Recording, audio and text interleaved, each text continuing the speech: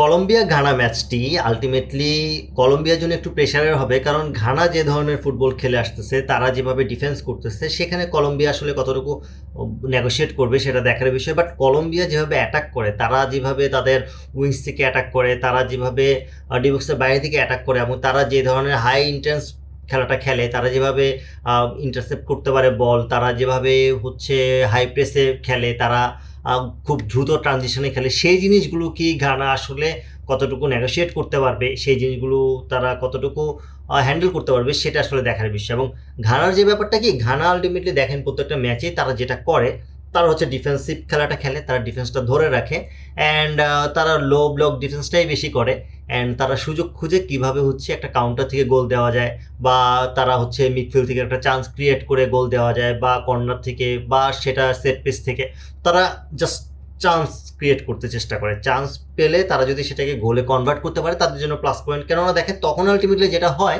যে তখন তাদের তো ডিফেন্স ভালো, সো তারা তখন আবার ডিফেন্সিভ মুডে চলে যায়, এবং ডিফেন্সিভ মুডে যে অপোনেন্টকে আর গোল করতে দিতে চায় না, তারা গোল কনসিড করতে চায় না, এবং গোল যখন কনসিড করতে চায় না, তখন আলটিমেটলি সিনারিওটা হয়ে যায় কি, অপোনেন্ট তখন প্যানিক হয়ে যায়, অপোনেন্ট তখন বারবার অ্যাটাক করে, অ্যাটাক করতে গেলেই কিন্তু আপনার পিছনের যে ডিফেন্সের দুই পাশে আলটিমেটলি স্পেস ক্রিয়েট হয়ে যায়, গ্যাপ ক্রিয়েট হয়ে যায়।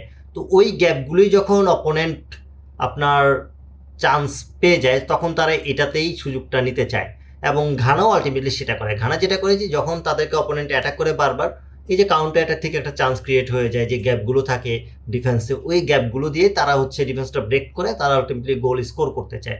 এখন এখানে আপনি কলম্বিয়ার যদি ম্যাচ দেখেন, কলম্বিয়া লাস্ট ম্যাচ যেভাবে পর্তুগালের সাথে খেলেছে, সেখান থেকে আসলে ঘানার আসলে চান্স খুব কমই দেখা যায়। কেননা ঘানা আলটিমেটলি কলম্বিয়ার সাথে জিততে হলে তাদেরকে খুবই ভালো খেলতে হবে, তাদের ডিফেন্সটা খুব শক্ত রেখে কোনো গোল তারা কনসিড করতে পারবে না, অ্যান্ড তারা যদি চান্স পায়, সেটা একটা দুইটা চান্স হলে সেখান থেকে তাদেরকে গোল করতে হবে।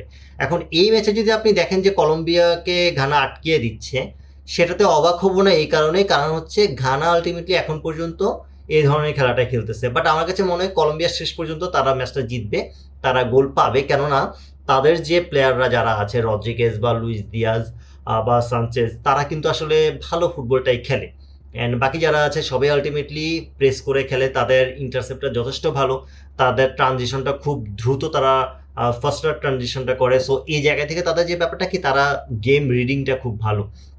আপনার যখন গেম রিডিংটা ভালো হবে, আপনি যখন গেমের দরকার অনুযায়ী আপনি ওই ধরনের ফাংশন করবেন, আপনি যখন রেসপন্সটা ভালোভাবে করবেন, তখন আলটিমেটলি আপনার জন্য সব কিছুই অনেক ইজি হয়ে যাবে। পর্তুগালের সাথে দেখেন, তারা কিন্তু যথেষ্ট চান্স ক্রিয়েট করেছে, তারা প্রায় 25টার উপরে তারা অ্যাটাক করেছে, তাদের চান্স ক্রিয়েট হয়েছে, সেখানে অন টার্গেটও প্রায় 10-এর আশেপাশে। তো সেই জায়গা থেকে তাদের যেটা সমস্যা হয়েছিল, তারা ফিনিশিংটা ঠিকঠাক দিতে পারেনি। সো তাদের ফিনিশিং নিয়ে আসলে একটু চিন্তা করতে হবে, তাদের ফিনিশিং টাচটা নিয়ে চিন্তা করতে হবে। সেটা যদি তারা ঠিকঠাক করতে পারে, তাদের জন্য খেলাটা এত কঠিন হবে না।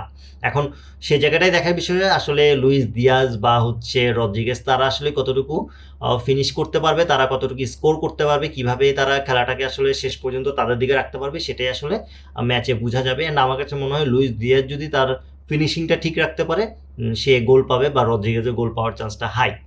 এখন আমি যদি এই ম্যাচের প্রেডিকশনে চলে আসি, আমি অবশ্যই এখানে কলম্বিয়াকে এগিয়ে রাখবো। কলম্বিয়া আমার কাছে মনে হয় তারা শেষ পর্যন্ত এই ম্যাচটি 3-1 জিতে নিতে পারে। আপনার মতে এই ম্যাচের প্রেডিকশন কী হবে, অবশ্যই কমেন্ট করে জানাবেন। ভিডিওটি ভালো লাগলে লাইক, কমেন্ট, শেয়ার এবং সাবস্ক্রাইব করে পাশে থাকবেন। আল্লাহ হাফেজ।